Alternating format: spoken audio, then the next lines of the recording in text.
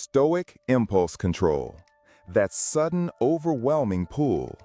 The phantom taste of sugar on your tongue when you're trying to eat clean. The magnetic force of your phone when you're supposed to be working. The flash of anger that begs you to send a text you'll regret. This is the moment of hijacking. It's a hostile takeover of your rational mind by a primal, short-sighted impulse.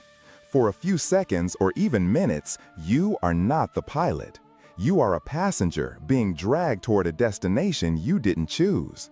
It feels automatic, unstoppable. But what if it isn't? What if you could install a piece of software in your mind, an ancient, time-tested code designed specifically to repel these invasions? The Stoics developed exactly that. They engineered what we can call an emotional firewall, a system that doesn't just fight impulses but makes them irrelevant. First, we need to be clear about what this firewall is not. It is not suppression. It is not gritting your teeth and using brute force willpower to wrestle a craving to the ground. That's an exhausting battle of attrition, and eventually your willpower gets tired. Suppression is like trying to hold a beach ball underwater. The moment your focus slips, it erupts to the surface with even more force. A firewall, on the other hand, is not a battle. It's a protocol. It's an intelligent system that inspects incoming data before it can execute and cause damage. The Stoic firewall is a conscious, rational buffer between stimulus and response. It's the space you create to think, to reason, and to choose rather than simply react. The operating system for this firewall is built on a core Stoic principle, the doctrine of assent. The philosopher Epictetus taught that it is not events themselves that disturb us, but our judgments or assent to impressions about them. An impulse, that craving for a donut, that urge to procrastinate, is just an impression. Think of it as a pop-up notification in your mind. It appears and says, "Hey, eating this donut will bring you immediate pleasure." The impression itself has no power. It's just data. The hijacking happens when we give it immediate, unthinking assent. We click OK without reading the terms and conditions. We agree with the proposition that the donut is a necessary good, and we do it so fast we don't even realize we've made a choice. The first step in building your firewall, then, is learning to interrupt this automatic assent.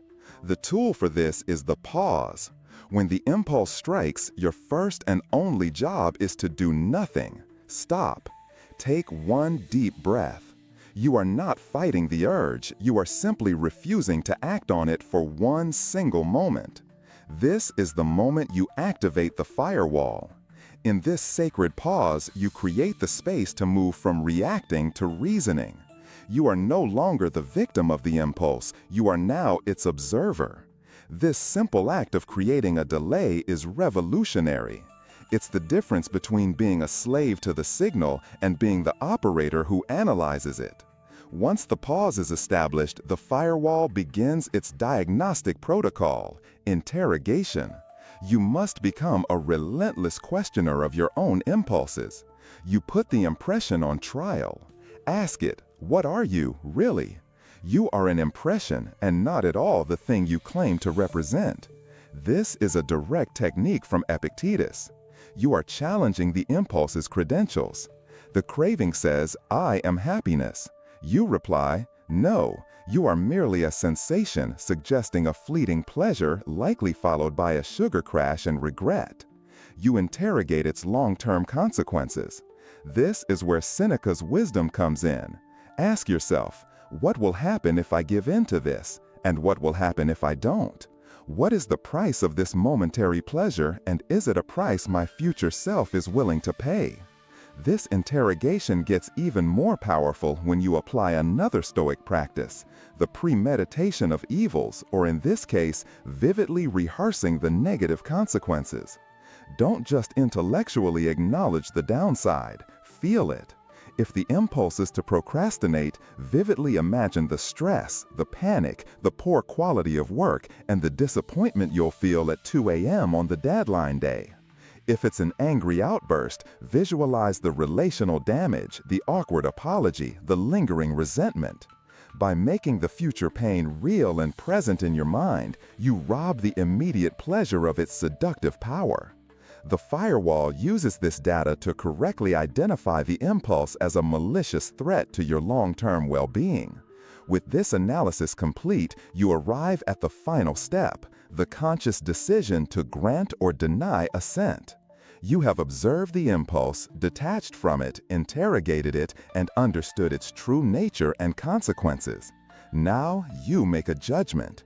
You can look at the craving for junk food and say, I see you, I understand you, I understand you are a pattern of my past, a desire for a quick dopamine hit, but you are not aligned with my goal of being healthy and energetic. I deny you assent. Notice the language. You are not fighting it. You are calmly and rationally dismissing it, like a king dismissing a foolish courtier. By refusing to give it your approval, you are starving the impulse of the oxygen it needs to become a fire. Each time you do this, the firewall gets stronger. The neural pathway for that impulsive behavior weakens and the pathway for conscious choice strengthens. This is not a one-time fix. It is the practice of a lifetime. But it begins now. The next time an impulse strikes, remember the protocol.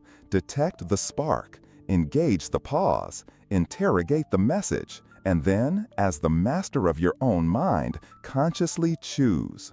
You are the gatekeeper of your own mind. The firewall is active. The choice is yours.